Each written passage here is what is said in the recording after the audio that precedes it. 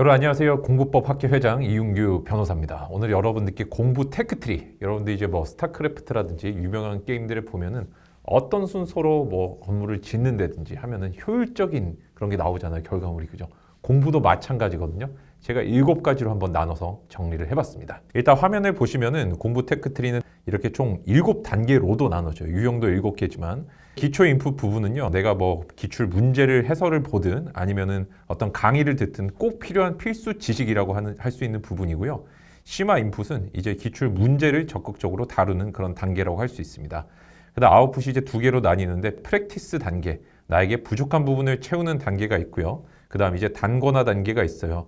책 같은 자료들, 특히 중고등학생분들 학교 다니실 때 여러 개의 자료들이 있잖아요. 그죠? 그거를 한데 모아주는 작업, 안 하시는 분도 있지만 이 단계적으로는 존재를 하고, 그 다음에 트레이닝을 위한 아웃풋이 있어요. 특히 이제 학교 다니시는 분들은 중간중간 이제 모의고사도 치고 자연스럽게 중간 기말고사를 통해서도 좀 연습이 되는 부분도 있는데, 어쨌든 이 단계가 또 존재를 하고, 마지막 이제 시험 기간이라고 제가 설정을 했습니다. 뭐냐면은 일반적으로 이제 성인은 하루 치는 시험이 많지만 중고등학생 분들을 비롯해서 성인 시험 중에도 여러 날에 걸쳐서 치는 시험들이 있거든요. 그래서 이런 시험들을 통칭해서 제가 이제 시험 기간이라고 표현했고, 마지막 이걸 이제 좀 깜빡하시는 분들이 많은데, 내가 지금 시험 공부를 하는 거는 이 합격이라는 시험 합격, 원하는 대학 합격이라는 중간 관문을 통과해서 진정한 나의 행복, 꿈을 향해서 나아가는 거예요. 그래서 이 다음 단계를 테크트리에 설정을 안 하시는 분들, 변호사님 저는 시험이 될지 안 될지 잘 모르겠어요. 이런 분들은 제가 글쎄요, 시험이 되는 경우를 잘 본 적은 없는 것 같아요. 그래서 반드시 수단으로서의 공부를 생각을 해줘야 된다. 자, 그래서 첫 번째로는 노멀 테크트리, 가장 많은 분들이 시도하시는 공부법 테크트리를 한번 보겠습니다. 일단은 기초 인풋 단계에서요, 정석으로 학교 수업이나 학원 강의들을 듣기 시작합니다. 그러면서 책을 이제 정독을 하죠.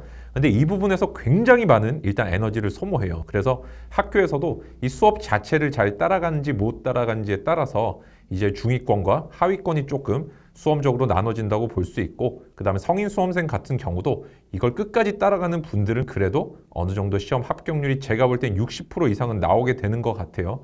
이게 효율적이라는 뜻이 아니라 어쨌든 이걸 꾸역꾸역 따라가면 이런 결과가 발생할 확률이 높다는 거예요. 자, 두 번째 심화 인풋 단계에서는 보통 교재를 보면서 강의를 수강하는 걸 많이 택합니다. 그 다음에 세 번째 아웃풋 프랙티스 단계에서는 보통 기출 문제를 이때쯤 한번 풀어보죠. 여러 번 이제 반복해서 푸시는 분도 계시고, 보통 그래서 수능 만점자 분들이라든지, 그러니까 일반적인 정규 교과 과정을 거치시는 분들이 이 단계를 많이 선택을 하시게 돼요. 단권화 단계는 보통 안 합니다. 안 하는 경우가 많고, 왜 필요성을 잘 못 느끼는 경우들이 많은 것 같아요. 일단 학교 수업이라든지 나에게 주어진 것들을 첫 번째 기초 인풋이나 심화 인풋 단계에서 많이 소화를 하는지 못하는지에 따라서 거의 좌우가 되는 것 같아요. 이 테크트리로 가면은.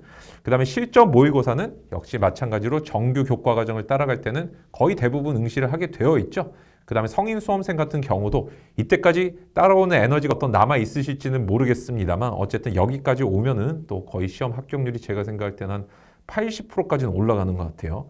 다만 마지막에 이제 시험 기간이 됐을 때 그때 어떤 스포츠 심리학적이나 아니면 공부 2차 기술적인 멘탈 관리는 거의 대부분 분들이 안 하시고, 뭐 수능 만점자라든지 시험 빨리 합격하시는 분들 중에 하는 분들도 가끔 있긴 해요. 그렇지만 대부분 분들이 시험 당일에 갑자기 우황청심환을 먹어본다든지 멘탈 관리를 혼자서 시도한다든지 이런 것들은 그냥 하늘과 땅을 건 한판 승부에 불과하죠. 건곤일척이고, 그 다음에 운칠기삼인 태도라고도 할 수 있습니다. 물론 시험이라는 건 내가 노력하는 것만으로는 합격을 할 수는 없어요. 그렇기 때문에 운이 작용하는 부분이 있긴 하지만 운치 기삼까지는 아니에요. 제가 보기에 운 1, 기 9 정도 맞추고 내가 기를 9까지 했을 때 할 수 있는 거를 90%는 했는데 10%가 부족해서 어떤 운적인 다른 눈에 보이지 않는 요소가 작용해서 불합격한다는 건 있을 수 있지만, 운에 맡겨가지고 시험 치시는 분들은 조금 위험해요. 그리고 이제 뭐 합격을 하거나 안 하거나 이렇게 되겠죠. 두 번째 경우가 제가 이제 좀 많이 소개를 해드리고 있고, 예전에 한 뭐 4, 50년 전부터 시험을 잘 치시는 분들은 감각적으로나 또는 후천적으로 배우셔가지고 이런 저비용 고효율의 방법, 이걸 이제 서양에선 다이렉트니스 공부법이라고 하고요. 뭐 일본에선 파라슈트 공부법 내지는 주리벤교호라고 부릅니다. 이것도 한번 소개를 해드릴게요. 자, 이 테크트리의 특징은 처음에 기초 인풋 단계에서 책을 전반적으로 훑어본 스키밍이라든지 아니면 강의 배속 수강을 하거나 정석으로 수강하는 등으로 인지 비용을 많이 쓰지를 않고요. 자신에게 필요한 부분만 딱딱 발췌 독을 합니다. 그래서 제가 패턴 공부법 총정리라는 영상에서 맨 앞에 있는 목차를 복사해서 그 목차가 이해될 정도로만 발췌독하라고 제가 말씀을 드렸었죠. 그게 가장 대표적인 방법이고요. 두 번째 심화 인풋 단계에서는 어떤 교재라든지 강의를 이렇게 내가 보는 게 아니라 바로 기출 문제로 들어가는데 중요한 거는 푸는 게 아니에요. 그 바로 밑에 프랙티스 단계가 푸는 거고 이 부분에서 인풋을 하는 거예요. 인풋을. 기출문제 해설이라든지 아니면 뭐 맞는 지문끼리만 먼저 모아본다든지 그 다음에 틀린 지문 모아본다든지 이런 식으로 하면서 전체적으로 이런 부분이 시험에 나오고 어떤 게 답이구나. 내가 이 부분 공부를 해야 되는구나. 이런 부분을 가려내는 단계라고 할 수가 있습니다. 그러니까 뭔가 벽돌을 쌓듯이 지식을 조금씩 쌓아나가는 느낌이죠. 그다음 세 번째 단계에서는 보통 기출을 연달아 지금 보는 거는 좋지가 않기 때문에 모의고사라든지 이걸로 마찬가지 작업을 하는데 일단은 지식이 아까보다는 더 많이 생겼죠. 1단계보다는. 그렇기 때문에 심화 인풋을 거쳤기 때문에 모의고사를 한번 풀어봅니다. 근데 부족하면 다시 기초 인풋과 심화 인풋을 반복을 해주는 거예요. 나에게 필요한 만큼만 인풋을 채우면서 다시 한번 기출문제 풀이를 해주는 거예요. 이때 기출문제를 풀면서 전반적인 분석작용이 계속 일어나겠죠. 그 다음 단권화 단계를 반드시 거치게 돼 있습니다. 처음부터 단권화가 된 책을 보는 경우도 있고요. 아니면 자신에게 주어진 자료들을 한 권에 모으는 과정을 머리로 거치든 아니면 도구적으로 책을 쓰든 반드시 거치게 돼 있는데 비율은 책을 통해서 단권화하는 경우가 많은 것 같아요. 아니면 애초에 한 권만 보거나 그 다음 마지막으로 이제 실전 모의고사를 가볍게 좀 칩니다. 가볍게 친다는 느낌이 대충 친다는 게 아니라 최소한도 내 신체적인 리듬이나 감을 유지할 정도로 치고 나머지는 전체를 사고 연습으로 돌려요. 왜? 저비용 고효율을 택하는 분들은 처음부터 이렇게 플랜을 짜고 하는 게 아니라 지금 시험 기간이 얼마 안 남은데 큰일 났네. 이런 방법으로라도 한번 해보자. 최소한의 걸 갖고 시험을 쳐보자라는 식으로 시도를 해봤는데 합격하는 경우가 되게 많거든요. 그래서 이게 물론 조금 일반적인 앞에 소개해드렸던 노멀 테크트리보다는 굉장히 불안함은 커요. 뭔가 공부를 안 했다는 느낌이 만족감이 좀 떨어지거든요. 근데 사실은 이게 굉장히 효율적이고 빨리 원하는 대학이나 시험에 합격하는 분들을 보면 공통적으로 다 이런 테크트리를 쓰고 있더라고요. 어쨌든 머릿속으로 수많은 사고 연습을 합니다. 제가 최근에 올렸던 진짜 한 번 내가 실전에서 써먹기 위해서 10,000번을 연습한다는 게 여기에 들어맞는 말이에요. 그 다음에 이런 분들은 특징이 있습니다. 시험장에 갔을 때 어떤 식으로 멘탈 관리를 해야 될지 어떤 식으로 내가 불안이라든지 몸 상태를 컨디션을 관리하면 최적의 효율이 나온다. 최고의 어떤 리듬이 나온다는 거를 직감으로 갖고 있거나 배워서 알고 있습니다. 그 다음에 당연히 합격까지 이어질 거고 이 저비용 고효율의 다이렉트 테니스 공부법을 택했을 때 굉장히 합격률이 높더라는 걸 제가 귀납적으로 한번 분석을 해냈어요. 자, 그래서 여기까지 보면 이제 노멀 테크트리는 뭔가 비용이 굉장히 인지 비용을 얘기를 하는 거예요. 진짜 돈 말고 이런 비용이 굉장히 많이 들고 힘들죠. 그 다음에 왠지 저비용의 고효율 공부법은 불안함이 조금 엄습을 하죠. 그죠? 왠지 다른 사람들이 이렇게 안 하는 것 같고 정규적인 방법과는 먼 것 같잖아요. 그래서 이제 하이브리드 테크트리도 존재를 해요. 여기도 이제 마찬가지로 조금 빨리 되시는 분들이 택하시는데 처음부터 필요한 부분을 기초 인풋에서 보는 게 아니라 전체적으로 책을 반복해서 한번 훑어보는 스키밍 방식으로 읽어보거나 아니면 강의를 2배속으로 수강을 합니다. 아니면 일반적으로 학교 다니시는 분들이거나 학원을 오래 다니시는 분들은 어차피 정석으로밖에 수강이 안 되죠. 학교 현장 강의는 그죠? 그러면서 책도 정독해서 읽게 될 거예요. 근데 중요한 거는 내가 아무런 배경 지식이 없을 때 정석 수강을 하거나 정독을 하면은 실제 내가 원하는 만큼 지식의 그물에 걸리지는 않습니다. 내가 100을 머리에 남기기로 생각하고 책을 읽었거나 강의를 듣는다고 해도 실제 머리에 남는 거는 30 정도밖에 안 돼요. 왜? 지식이라는 건 장기 기억에 얼마만큼 정착되느냐가 중요한데 정교화 과정을 거쳐서 새로운 지식을 분해해보는 과정이 필요한데 실제 그 과정에서 내게 머리에 잔존될 어떤 처음부터 많이 남는 걸 기대를 할 수는 없거든요. 이게 점차적으로 이게 비 온 뒤에 굳었다가 다시 비 오고 굳다 가면서 점차 굳는 거지 지식도 처음부터 원하는 지식을 한 번에 다 머리에 넣을 수는 없어요. 어쨌든 이 기초 인풋 과정을 거치고 나서는 이때 내가 마음은 상당히 좀 필요한 부분만 딱 발췌해서 보는 것보다 조금 편합니다. 마음이 좀 불안함이 덜 하죠. 그 다음에 기출 부분 이해로 바로 넘어갑니다. 다만 이 부분에서는 지문만 모아서 본다든지 이런 방식이 아니라 문제를 통째로 접근하는 그런 방식을 택해요. 그 다음에 이제 모의고사를 진짜 빠르게 닥친 대로 풀어보는데 지금 기초 인풋 단계에서 아까 봤던 다이렉트니스 방법보다 발췌독보다 조금 더 많이 읽었기 때문에 기초랑 심화 인풋을 더 보충하는 작업을 조금 적게 해요.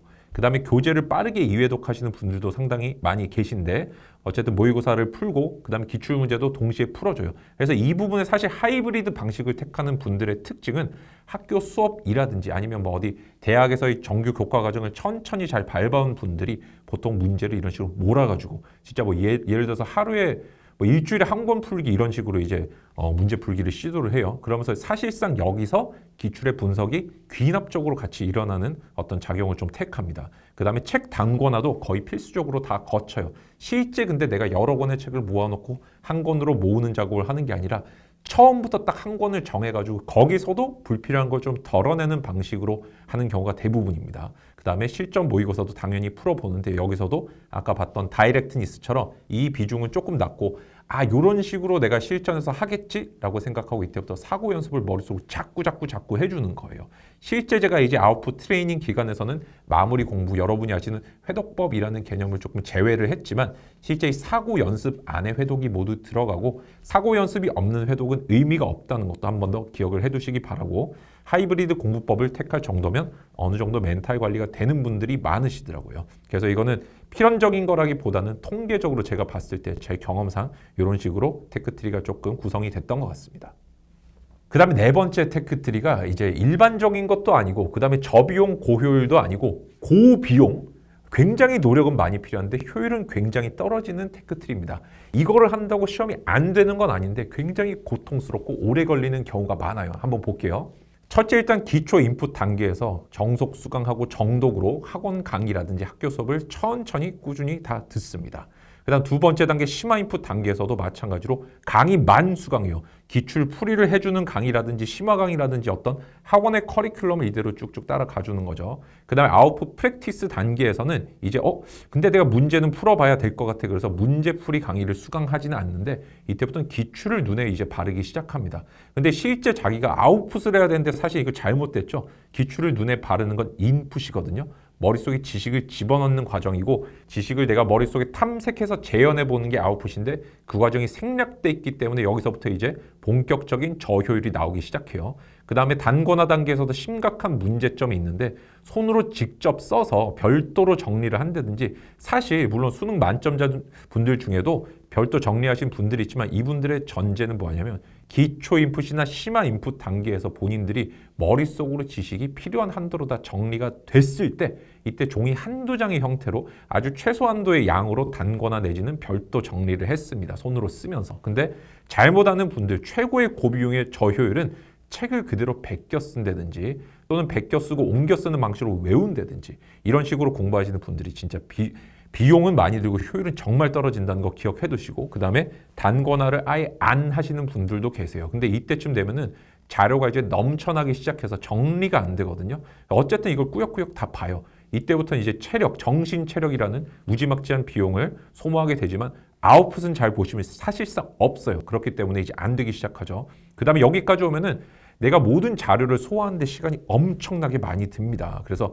트레이닝 단계에서의 아웃풋이 잘 안 돼요. 이거를 못하고 시험장에 들어가는 경우가 많고 마찬가지로 시험장에서 문제를 처음 풀어보는 분도 발생하고 만약에 이분이 2년, 3년, 4년 정도를 준비했다 그러면은 이 아웃풋 트레이닝 단계에서 실전 모의고사를 하거나 아니면 프랙티스 단계에서 뭐 기출이든 모의고사든지 풀어보기 시작합니다. 근데 이때쯤 되면 이미 내 시간이라는 비용도 2년, 3년이 소모됐죠. 그래서 2, 3년이 넘어가는 단계까지 가면은 나의 어떤 효율의 문제를 의심해 볼 필요가 있다. 어느 부분이 결여가 됐는지 부족한 부분이 있는지를 보충해 주는 게 필요하다는 거 말씀을 조금 드리고 싶어요.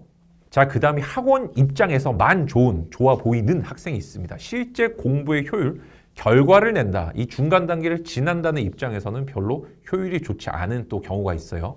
첫째, 당연히 이제 기초 인풋 단계에서 학원 정속 수강 정독을 하겠죠. 그러면서 이제 하루하루 복습에 이제 치이기 시작합니다. 특히 하루에 학원에서 세네 과목 이상을 가르쳐 줄 때 이게 중학교나 고등학교 교과 과정은 배울 수 있는 만큼 양이 잘라져 있어요. 근데 그게 아니라 내가 전반적으로 아주 양이 많은 공부를 1, 2년 안에 끝내야 되는 공부를 학원에서 세네 과목을 하루에 한다. 이거는 굉장히 효율이 좀 좋지 않고요.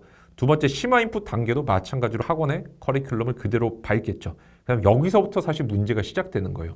일단 아웃풋 프랙티스 단계에 오면 체력이 남아나질 않아요. 정신 체력이. 근데 문제풀이 강의를 이제 수강을 합니다. 왜? 내가 사실상 내 머리로 생각할 수 있는 힘이 남아있지 않기 때문에 다른 사람이 문제 풀어주는 걸 보면서 내가 조금의 대리 만족을 이제 느껴보는 거죠. 그 다음에 단권화 단계에서도 또 별도 정리를 시작을 합니다. 그러면서 자료를 모으고 그다음 만들기 시작해요. 이때쯤 되면은 또 대부분의 분들이 공부에서 이탈하기 시작합니다.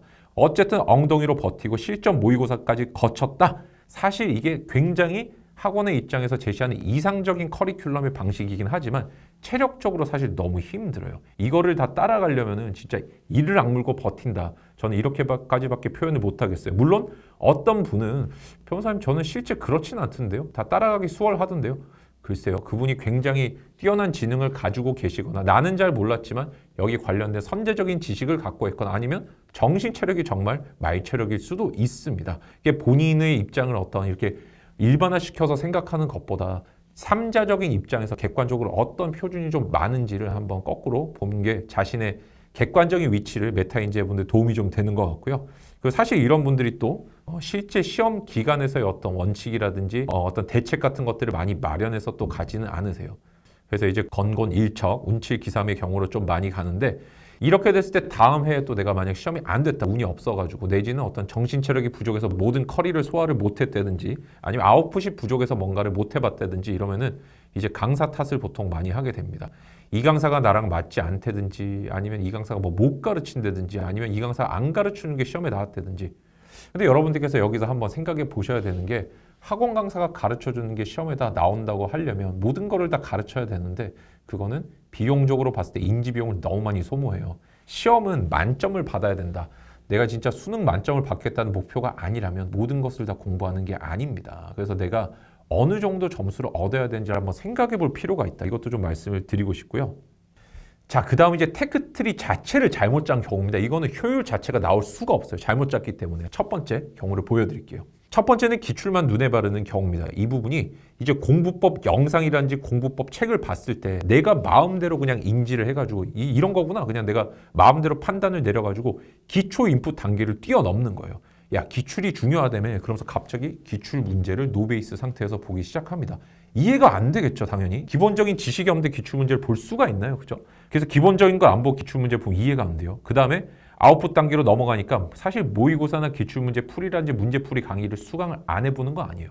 해보는데 안 되니까 이제 기출을 눈에 바르기 시작해요. 근데 사실상 기초 인풋 단계가 지금 빠져있기 때문에 뭐 단권화도 불가능하고 시험장에서 아웃풋 트레이닝이 될 수가 있겠어요? 내가 축구의 드리블을 안 배웠는데 실전 연습을 한다고 이게 되겠어요? 안 되겠죠? 그러니까 시험장에 갔을 때는 운 7, 기 3이 아니라 운 9.9, 기 0.1의 상태로 시험을 거의 칠 수밖에 없어요. 왜? 기본적인 테크트리가 빠졌기 때문에.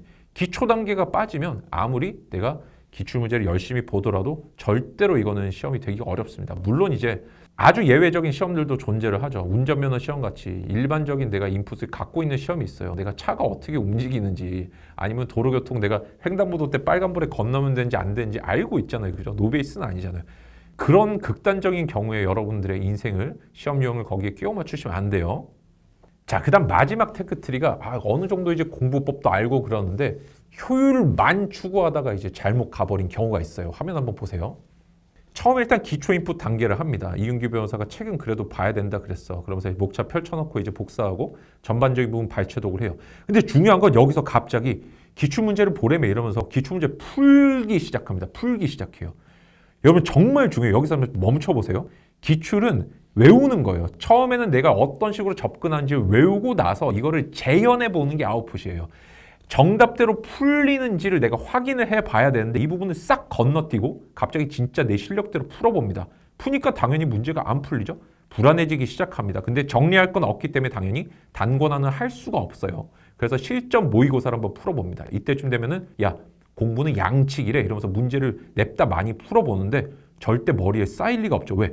기초 인풋에서 심화 인풋 단계로 지금 넘어가질 못했으니까. 이러니까 뭐가 되냐면 감각은 그래도 좀 있기 때문에 갑자기 다시 기초 인풋 단계로 돌아가는데 공부법에 대해서 조금 이제 안 좋은 편견을 좀 갖기 시작하죠. 야, 저거는 머리 좋은 사람만 공부법 되는 거야. 아니면 저 공부법 사기야. 라든지 해서 갑자기 정속으로 강의를 수강하거나 정독하는 과정으로 넘어갑니다. 이렇게 되면 이제 시험까지 보통 2달도 안 남고 3달도 안 남고 시간이 막 촉박하기 시작해요. 그러면서 이제 댓글 같은 걸 보면서도 공부법 같은 거는 저 사람한테나 맞는 거지 우리한테 맞는 거 아니에요. 물론 이제 그런 경우들도 존재하겠지만 그렇게 바로 극단적으로 일반화시키면 안 됩니다. 그래서 사실 제가 그런 분들 여쭤보면 어떤 식으로 공부하셨어요? 여쭤보면은 뭐 얘기한 대로 뭐 기초적인 부분 뭐 바로 기출 문제 풀었습니다. 푸니까 다 틀리던데요. 몰라서 다시 강의를 듣습니다.